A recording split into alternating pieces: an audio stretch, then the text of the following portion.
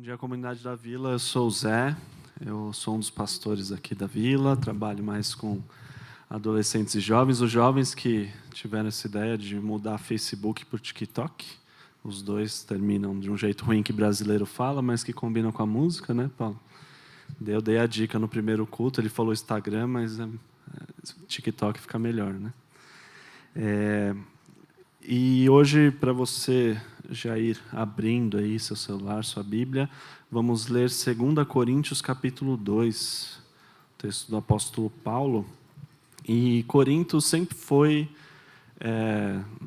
para Paulo uma cidade muito desafiadora, assim, né? Paulo ele tinha a proposta de ir para grandes cidades, grandes centros, com o meio de influenciar mais pessoas, mas Corinto tinha os seus desafios, e por causa disso, até que a gente tem 2 cartas ali grandes na Bíblia, por causa dos problemas que a igreja ali passava, né? Talvez se São Paulo fosse uma cidade na época de Paulo, teria ali suas 2 cartas também grandes, falando sobre os desafios, né? E uma das coisas que Paulo lida com os coríntios é de você, da situação que ele estava passando ali, deles estarem questionando a autoridade de Paulo. Entre a primeira e a segunda carta, e aqui a gente está na segunda, né, que a gente vai ler, Paulo ele faz uma parte assim de falar, eu vou explicar, vou fazer um parênteses aqui no que está rolando, no que eu preciso falar para vocês, para explicar um pouquinho do meu ministério, da maneira como eu penso essas coisas. E lá em Atos, em outros lugares, no contexto histórico, a gente vê que Paulo, nessa cidade, era desafiador, e ele estava, de alguma forma, inseguro lá, ao lidar com aquelas pessoas, com aquela igreja. E em 2 Coríntios ainda tinha uma questão de pessoas, um grupo de pessoas que se levantaram contra Paulo naquela igreja. Então imagina, ele plantou aquela igreja, cultivou, deixou pessoas ali, foi para outros lugares, e quando ele se comunicava com eles, ele descobriu que tinha um pessoal que falava, não, Paulo não está com nada, a gente está mudando aqui as coisas, e a gente é mais eloquente, a gente consegue fazer milagres aqui. E Paulo vai lidar com isso em 2 Coríntios. É muito importante, às vezes, a gente ter esse contexto para a gente conseguir entender. Por exemplo, 2 Coríntios, Paulo vai falar sobre a sua questão de eloquência, a maneira como ele compartilha o evangelho. Lá em 1 Coríntios ele já falou sobre isso. Então era uma cidade bem desafiadora em alguns aspectos. Inclusive, quando Paulo estava lá, ele recebe uma visão de Deus falando assim, Paulo, continua aí. Continua porque tem pessoas que são minhas aí, então não desiste não. Isso mostra para a gente que Paulo era um desafio para Paulo estar ali. E quando ele sai, não está aqui escrevendo, né, obviamente, a carta a gente tem acesso a ela porque ele estava fora, mas ele está escrevendo por causa dos desafios que a cidade de Corinto estava vivendo, a igreja lá. A gente vai ler 3 versículos, 4, que do 14 ao 17. Você faz a divisão aí, parece 3, mas são 4, contando com 14. Você lê para a gente, Cauê, 2 Coríntios 2, de 14 a 17. Na NVT aqui, tá? Mas, graças a Deus que em Cristo sempre nos conduz triunfantemente. Agora, por nosso intermédio, Ele espalha o conhecimento de Cristo por toda parte, como um doce perfume. Somos o aroma de Cristo que se eleva até Deus. Mas esse aroma é percebido de forma diferente por aqueles que estão sendo salvos e por aqueles que estão perecendo. Para os que estão perecendo, somos cheiro terrível de morte e condenação. Mas, para os que estão sendo salvos, somos perfume que dá vida. E quem está à altura de uma tarefa como essa? Não somos como muitos que fazem da palavra de Deus um artigo de comércio. Pregamos a palavra de Deus com sinceridade e com a autoridade de Cristo, sabendo que Deus nos observa. Que Deus ilumine a sua palavra nesse momento. Então, Paulo, pelo contexto e pela situação aqui, a gente vê que ele tinha uma certa insegurança. É difícil falar isso de Paulo porque a gente vê sempre ele com muita ousadia, muita coragem. As cartas, às vezes, já são, né, um pensamento desenvolvido já. Mas se você para pensar aqui, olhar esse texto, dá para ver que ele desenvolveu isso daqui, que no conflito dele, na insegurança dele, nas dificuldades que ele tem a partir do compartilhar do Evangelho, ele, na sua relação com Deus, olhou e falou, não, é isso. E aqui, eu acho que por causa disso, isso fala muito ao nosso coração. Porque na nossa vivência cristã, na nossa caminhada, temos nossas inseguranças. E aqui é uma linguagem poética, assim, né? A gente espalha esse bom perfume. Mas esse espalhar, esse bom aroma, esse perfume de Cristo, vamos encontrar desafios aí nessa jornada, certo? Eu lembro quando, como missionário, eu trabalhei uma época tentando compartilhar o Evangelho para adolescentes, assim, então eu ia em escolas, ia em alguns lugares, eu já era casado nessa época, nesse contexto do que eu lembro aqui, eu já tinha meus próprios amigos, tudo, e estava lidando ali com adolescentes que eram 10 anos ou menos mais novos do que eu, ou seja, sou um adulto entre os adolescentes e tenho o propósito de compartilhar o Evangelho. Mas eu lembro da dificuldade, do medo, da vontade de não ir, das noites sem sono, porque eu tinha o medo de ser rejeitado por eles. E é curioso quando, olhando de fora, né, e eu lembro na época, como missionário, trabalhando com adolescentes, vivendo de programações e tal, várias pessoas, inclusive, principalmente os adolescentes, falam, nossa, eu quero um trabalho que nem o Zé, ele está aí, está curtindo, está sempre vivendo, está sempre de bem com a vida, fazendo coisas legais, jogando videogame com o pessoal, jogando bola e tal. Mas era um tempo muito sofrido, assim, e foram vários momentos onde, ao compartilhar do Evangelho com aqueles adolescentes que eu passei a ter um carinho grande e ser rejeitado, assim.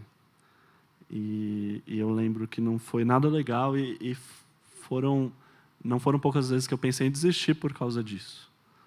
E eu sinto que Paulo aqui está vivendo algo parecido, em que ele, por mais que ele tenha essa convicção do Evangelho, de compartilhar o Evangelho, ele sente coisas parecidas com a gente. Nossa, quando eu vivo isso, vão ter pessoas que vão me rejeitar. E eu não sei se você é como eu sou, eu tenho a tendência de querer ser agradável a todos. A minha personalidade é essa. E, normalmente, eu consigo. O Marcos brincou com isso, que falou que eu falei assim, eu normalmente, nos lugares onde eu estou, ninguém tem muita raiva de mim, ninguém desgosta de mim. Mas ele está falando diferente aí, talvez eu tenha uma má percepção de mim mesmo.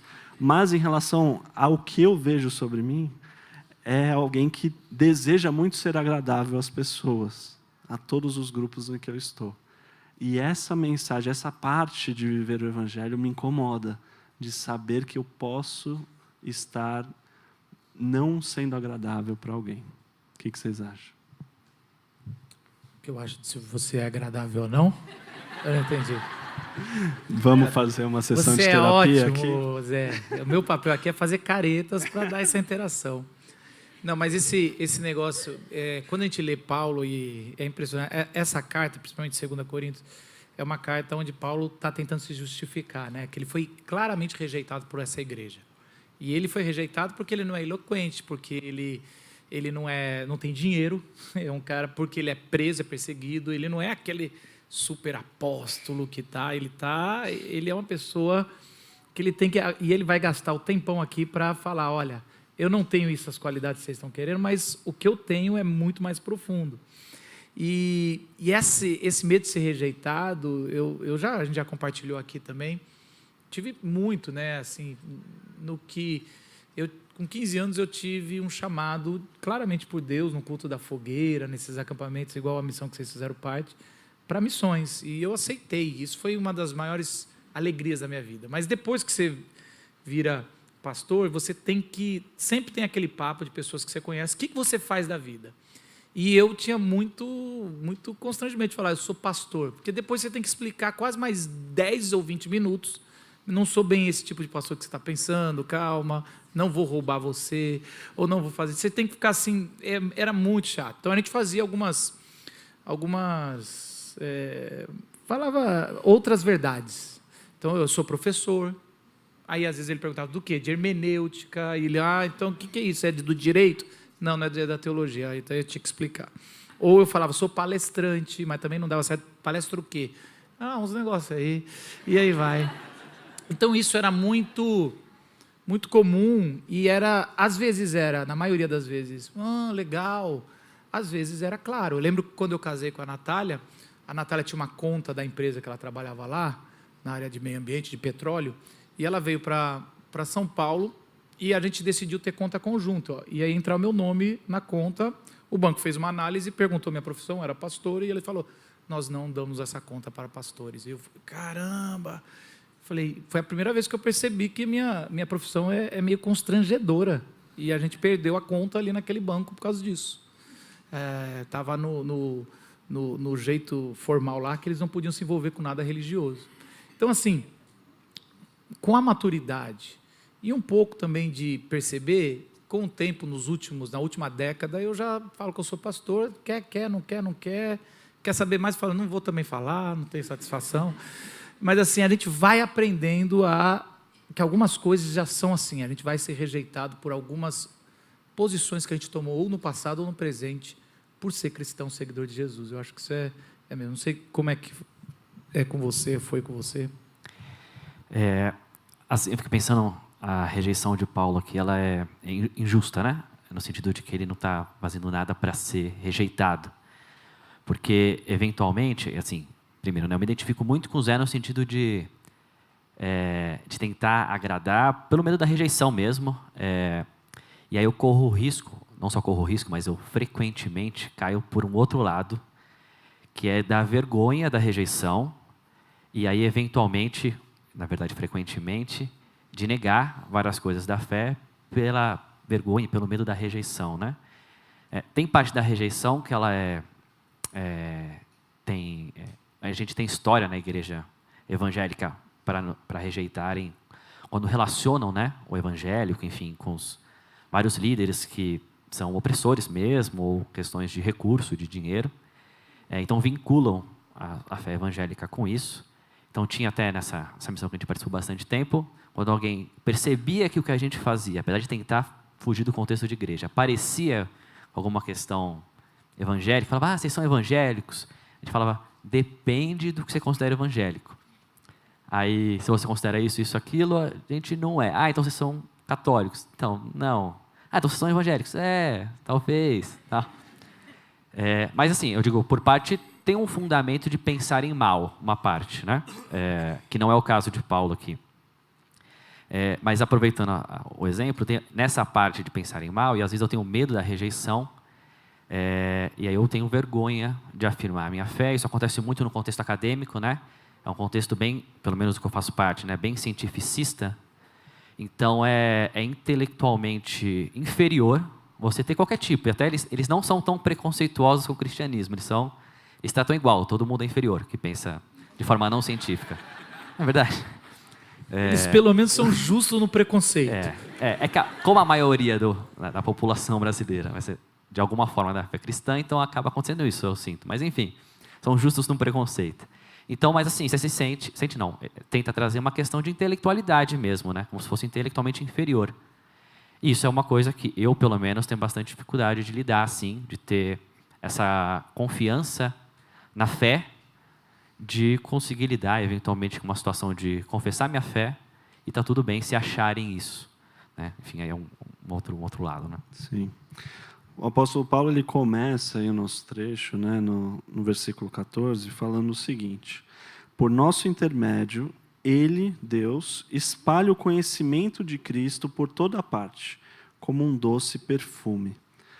A revelação de Deus, a maneira como Deus se revela, é um tema importante, assim, de muito estudo, por diversas áreas do conhecimento, seja na teologia, na antropologia, né, estudando as diversas religiões, as diversas maneiras como as pessoas sentem que tiveram uma revelação divina. Né? Talvez alguns de vocês aqui estudaram isso, seja na faculdade ou estudam esse tema. E é um tema importante, cada religião tem alguns aspectos diferentes em relação à maneira como Deus ou os deuses lá vão se revelar. Na Bíblia, e como o Deus, Pai de Jesus Cristo, escolhe se revelar, tem várias formas também. Tem maneiras místicas, sonhos, visões, enfim. Eu acabei de falar que Paulo teve uma dessas visões assim, onde Deus falou para ele continuar em Corinto, apesar dos desafios, mas tem uma maneira específica sobre a revelação de Deus que é essencial para a fé cristã. A fé cristã ela é revelada através de uma pessoa específica que é Jesus Cristo. Então Jesus, ele é o Deus encarnado, é o Filho de Deus que se tornou ser humano, e ele é a revelação maior que existe de todas as coisas que concernem ao próprio Deus, certo? Mas, não só isso, o Novo Testamento vai explicar que nós hoje somos esse corpo de Cristo, temos o Espírito Santo de Deus agindo em nós, aqueles que são salvos, estão em Cristo, têm esse Espírito Santo e eles carregam essa revelação de Deus também. É um dos motivos até que a gente se reúne como comunidade, né, nos desafios que a gente tem de organizar tudo isso, na chatice, às vezes, na dificuldade de vir, por exemplo, num domingo, num culto. Eu entendo que você deva se convencer pensando numa seguinte coisa. A Bíblia, a palavra de Deus, às vezes ela se torna para nós só palavras. Ela não está muito viva. Mas ela se torna viva a partir das pessoas. Então, Paulo está falando aqui que esse conhecimento de Cristo, Deus usa a nossa vida, a vida dele, para espalhar esse conhecimento através dessa vivência cristã, através dessa postura de seguir a Cristo. Olha que interessante isso. Eu, muitas vezes, sou desafiado a pensar dessa forma, e quando eu estou mal, sentindo que a Bíblia não faz tanto sentido, ouvir alguém, viver com alguém, ver as outras pessoas é o que faz a Bíblia ser real. Assim como Jesus torna aquela palavra, ele é a palavra encarnada, a perfeição da palavra em pessoa, a igreja ela também compartilha dessa mesma tarefa, mas é algo maravilhoso também. Então Deus escolhe se revelar dessa forma. Essa é a primeira coisa que eu quero mostrar aqui nesse trecho, que Paulo dá uma ênfase, é que existe isso sim, através da sua vida, você compartilha de Deus, você vive isso, e Deus é revelado através daquilo que a gente faz como cristãos, certo? E ele fala que isso é como um doce perfume, é algo que vai além só da visão, né? O perfume é algo que entra na pessoa, né? Mais do que ver alguma coisa, você sentir o cheiro, tanto quando não é um cheiro bom, né? Você se sente ofendido, assim, né? Quando algo, né? Você passa um caminhão de lixo, assim, você está andando de bicicleta, que nem eu, tá um caminhão de lixo, você, nossa, que ofensa! Esse caminhão ele não me atropelou, mas ele me atropelou com um cheiro ruim. O cheiro, ele é mais do que só um negócio que você vê de longe, você interage com ele. Então, quando a gente passa a viver e a espalhar esse conhecimento de Cristo, é como um cheiro que as pessoas, um bom aroma que as pessoas interagem a partir daí, né? Zé, eu gosto uma das coisas que é a nossa função aqui na frente é pegar coisas do texto que geralmente a gente não percebe por estar distante do contexto que ele foi escrito, né?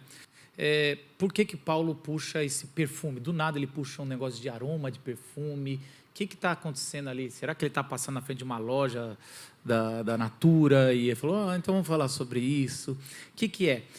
Quando você vai para o judaísmo antigo, o aroma é muito, muito importante. O aroma ele sempre faz parte. Desde o sacrifício, toda vez que tem um sacrifício, você vai ter o aroma que sobe da gordura, é aquele cheiro de churrasco. O salmista vai falar que minha oferta sobe como aroma suave. Então ele está falando, mas também, quando fala de perfume, está falando de óleo. Okay? Não é aquele perfume assim que jogava óleo, e o óleo em si, ele tem muitas funções na fé judaica e na fé judaica cristã. Uma delas é ungir as pessoas. Então os reis e os sacerdotes eram ungidos com óleos aromáticos, e aquilo era o símbolo do Espírito de Deus sendo derramado. Então você talvez lembre do texto do óleo da unção vindo na barba de Arão, ou Davi. A gente falou isso semana passada no nosso culto de carnaval, sobre como Samuel vai ungir Davi escondido, e você imagina aquele menino saindo daquele ambiente com aquele aroma.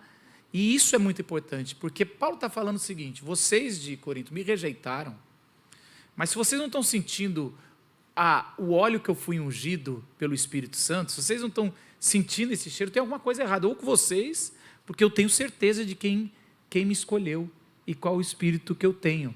Então o que ele está dizendo é o seguinte: o jeito que eu testemunho, e mais para frente ele vai falar, não vou dar carta para legitimar meu ministério nenhum para ninguém, porque o que eu tenho é esse aroma do Espírito Santo.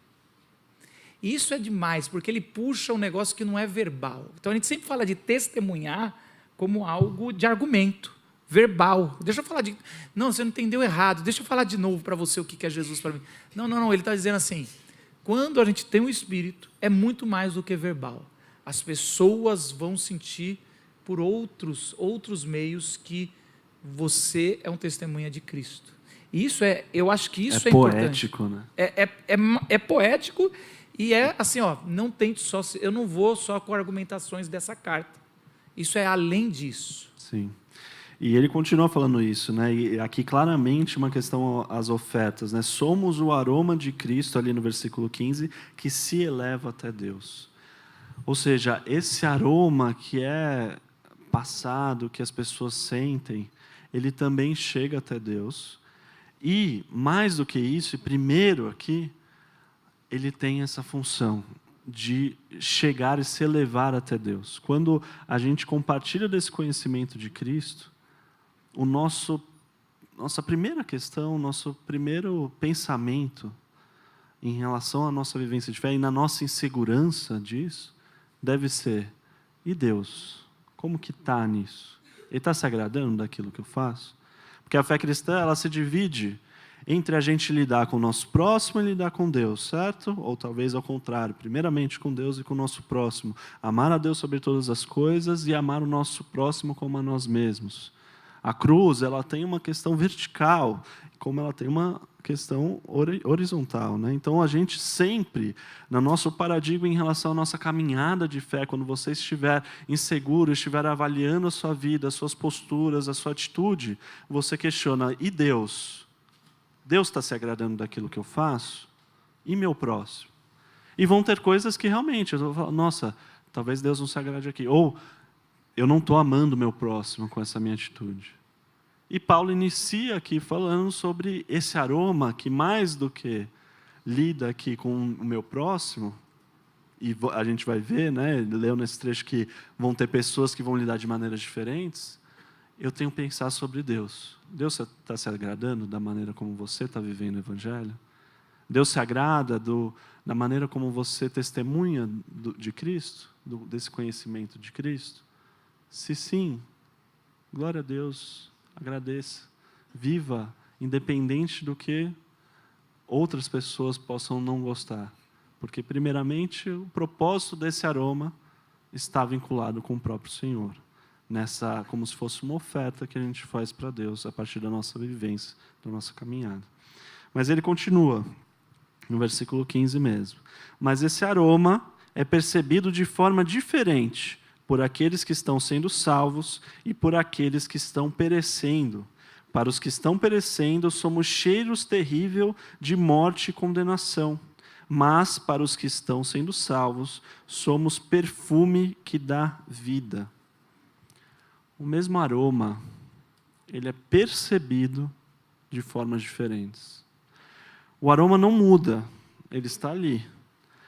Mas dependendo do contexto onde a pessoa se encontra, se ela está perecendo, aquele aroma, aquela cruz de Cristo, ela se torna um lembrete da sua própria morte. A cruz, ela é feia, ela traz incômodo. Jesus, naquela cruz, ele demonstra algo ruim sobre a humanidade, ele revela corações. E quem enxerga a cruz de fato, sente um incômodo. E para aqueles que olham para essa cruz e só sentem esse incômodo sem lidar com o próprio coração, com o próprio arrependimento, vão olhar e vão sentir um cheiro de morte. Para aqueles que olham para a cruz e veem uma oportunidade de se relacionar com Deus novamente, isso se torna vida. É uma loucura da fé cristã. Como que uma cruz, algo tão feio, tão ruim, a pior coisa que já fizeram na humanidade foi matar esse inocente Jesus. Mas isso se torna belo, se torna vida para nós. Porque é um meio que a gente olha, e mesmo aqueles que estão sendo salvos vão se incomodar com alguma coisa da cruz. A cruz revela o nosso coração. Mas a gente vê isso como um meio, uma oportunidade de se arrepender, de amadurecer na fé, de crescer. As duas coisas, a mesma coisa, ela age de maneira diferente, ela lida de maneira diferente. Não sei quem aqui, se tem alguém que não conhece a Dama da Noite, uma árvore, que à noite ela traz um cheiro muito forte. E eu lembro da primeira vez que eu tive contato com essa árvore, com esse cheiro, eu odiei. Eu falei, nossa, que cheiro estranho, que cheiro ruim. E eu fui descobrir que meu pai adorava aquela árvore. Inclusive, ele tinha plantado aquela árvore no prédio onde a gente morava, e por isso que eu estava sentindo aquele cheiro. E meu pai contou que... Ele falou assim, Zé, olha que legal essa árvore aqui, sem ele saber que eu não tinha gostado. Ele falou, essa árvore, ela, durante o dia você não consegue sentir nada, ela não tem cheiro nenhum, mas à noite ela parece alguém que está se arrumando para sair. Ela vive à noite, assim, meu pai gostava, né, de sair à noite e tal. Ele fala, nossa, é um cheiro, algo que me lembra festa, me lembra alegria. E eu fui olhando para aquilo, e hoje meu pai já não está mais entre nós, e a Dama da Noite virou um cheiro maravilhoso. Eu não sei se alguém aqui gosta, eu não gosto quando eu falo, tem pessoas que fizeram careta, tem outras que gostaram. Mas é um cheiro muito característico, e ela continua tendo o mesmo cheiro. A diferença foi a história por trás daquilo. Pelo menos para mim. A Dama da Noite hoje me lembra alguém que eu amo, me lembra alegria. E antes parecia um cheiro de um produto químico, não sei. Assim é Jesus para as pessoas. Assim é o conhecimento de Cristo que a gente passa. No momento que a pessoa reconhece aquilo e passa a olhar para Cristo com outros olhos, ela vai ver vida. E é isso que acontece entre nós. Quando eu vejo a vivência de cada um com Cristo, isso se torna vida, apesar de parecer morte para algumas pessoas. Não sei se vocês querem comentar sobre isso. Todo que está falando, né, Zé? Eu fiquei pensando que Deus usa essa forma para se revelar hoje. E eu penso que só pela misericórdia mesmo, né? Porque eu fiquei pensando aqui quanto que meus pés são apressados em fazer o mal, e para ser cheiro de vida é só, em algum momento, só pelo Espírito mesmo, né? Fico até pensando, puxa, por que essa forma, né? Somos tão ruins em fazer isso, mas enfim, é mistério mesmo, né? E acho também que uma questão que eu não sei, fiquei pensando um pouquinho nessa questão de cheiro de vida e de cheiro de morte, e às vezes, eventualmente, ser cheiro de morte, e que isso faz parte de viver o Evangelho, por mais que a gente possa ter medo da aceitação e das reações, mas um cuidado, obviamente, que a gente tem que ter se a gente não está sendo só arrogante mesmo, né? Equivocados no agir, enfim, preconceituosos, e a gente só acha, não, isso aqui é cheiro de morte porque é o Evangelho e tudo mais. Enfim, então isso é uma coisa que eu fico pensando. Mas teve uma situação interessante nisso de... Você falou o mesmo cheiro, ser cheiro de vida e ser cheiro de morte, que é o texto, e que é o exemplo que você trouxe da Dama da Noite. Eu pensei muito numa uma amiga da escola que eu tinha antes de me converter. Ela era evangélica. E eu ainda não estava na academia, mas eu tinha o mesmo pensamento cientificista, assim, de... É burrice, né? de que é burrice, de praticar bullying com quem era evangélico ou tinha qualquer tipo de fé. Porque eu considerava mesmo intelectualmente inferior já. Não tinha talvez tanta eloquência para falar isso, mas pensava exatamente isso. E fazia especialmente isso por trás dela, porque ela era muito bacana, assim, não era muito amigo dela, mas ela era uma pessoa muito agradável, sim, mesmo. Enfim, a vida passou, eu fui me converter aos 19 anos, numa espécie não, era um culto de conversão, é que eu não tinha tanta clareza na época, mas num culto de conversão, me converti ali, desse que chama para frente mesmo, assim. Eu estava sozinho ali, enfim, caí de paraquedas lá, mas estava sozinho. E por algum motivo essa menina estava lá, eu não via ela há muitos anos, também não era tão íntimo dela. Ela estava lá, ela me viu indo lá na frente, foi orar por mim. E na hora que eu levantei, assim, estava bem emocionado, e aí eu só queria ir embora, porque eu também não conhecia ninguém, estava com vergonha de estar chorando. E aí ela me abraçou, assim, e aquilo foi marcante, né? Tô 35, enfim. Eu lembro até hoje, assim, do quanto que eu zombava dela, considerava ela intelectualmente inferior, e aquilo ali foi um abraço de muito conforto, e até de começar a enxergar, de falar, nossa, essas pessoas já existiam, né, no meu caminho, e talvez, enfim, o Senhor estava até se revelando por meio dela no passado. Então, era a mesma pessoa, ela não mudou muita coisa, ora foi cheiro de morte, ora foi cheiro de vida. Sim. E é um desafio que o apóstolo Paulo viveu e que a gente vive hoje. Saber ter essa consciência de que o Evangelho, na sua forma pura, ali, na maneira como ele é apresentado para nós pelas Escrituras, se a gente viver isso, vão com certeza ter pessoas que vão sentir um cheiro ruim. Você está disposto a feder por Jesus, né? Se viver o Evangelho vai fazer com que pessoas que você talvez goste, pessoas que você gostaria de ser agradável a elas, vão, na verdade, te ver como desagradável? Você tem essa disposição? E o apóstolo Paulo continua falando assim, não somos como muitos que fazem da palavra de Deus um artigo de comércio. Pregamos a palavra de Deus com sinceridade, com a autoridade de Cristo, sabendo que Deus nos observa.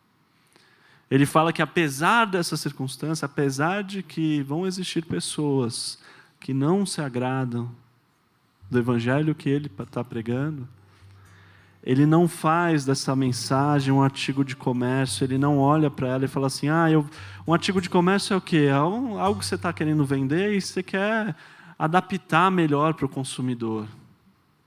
Você quer chegar para aquela pessoa e falar, não, tudo bem, a gente dá um jeito, vamos parcelar.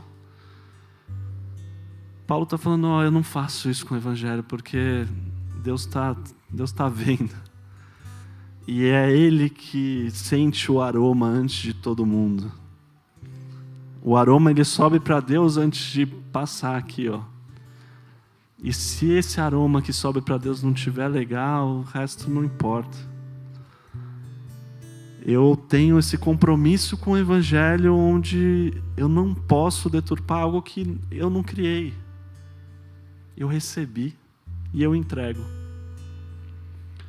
O Evangelho, ele é duro inicialmente. Ele é uma boa notícia que carrega uma má notícia. E para ela ser boa, ela tem que ser má antes.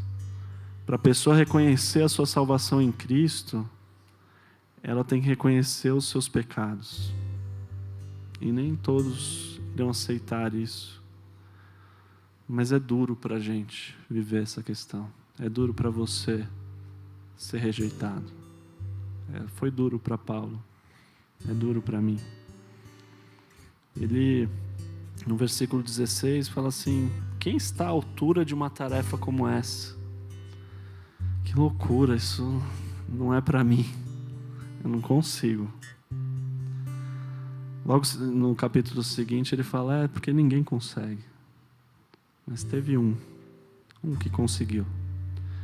Jesus, quando foi preso, foi levado até a cruz, até as pessoas mais próximas o abandonaram. Até aqueles que falavam, nossa, você é o cheiro de vida e eu não vou largar a mão de você nunca. Estou disposto a virar morte, a morrer por você. Mas mesmo aqueles abandonaram. E Jesus permaneceu firme. Porque ele sabia que naquela morte ali, naquela cruz, ele ia se tornar cheiro de vida para muita gente. Para eu e para você. Na sua caminhada, nos seus desafios, nas vezes que você olhar e falar, Deus, eu não consigo, eu não fiz, fui covarde, não fui fiel à sua palavra, que você olhe com fé para esse Jesus que foi até o fim. Só através dele conseguimos exalar um perfume, um aroma que chega gostoso até o nariz de Deus. Que a gente consiga viver essa mensagem que é dura, de não ser agradável para todos, mas que o Evangelho seja intacto para nós. Não vamos mudar o Evangelho, vamos vivê-lo, confiando na misericórdia, na graça de Deus. Faça essa oração comigo. Santo Deus, nosso Pai, tenha misericórdia de nós, Senhor. Nos ajude no desafio que é viver sabendo que não iremos agradar a todos, Pai. Que o Seu Evangelho, o Evangelho que o Senhor entrega a nós, o Evangelho de Jesus Cristo, nosso Senhor, possa permanecer independente dos desafios que a gente vive aqui em São Paulo, a nossa Corinto, né, Deus? Os desafios que a gente tem aqui culturalmente, no nosso trabalho, na nossa família, as amizades. Tenha misericórdia de nós, Senhor. Nos ajude a confiar em Cristo, que a nossa fé no Senhor Jesus haja em nós, para que a gente possa exalar esse bom aroma que sobe até Ti, Senhor. Que a nossa oferta seja agradável ao Senhor, Pai. É isso que Te pedimos em nome de Jesus. Amém.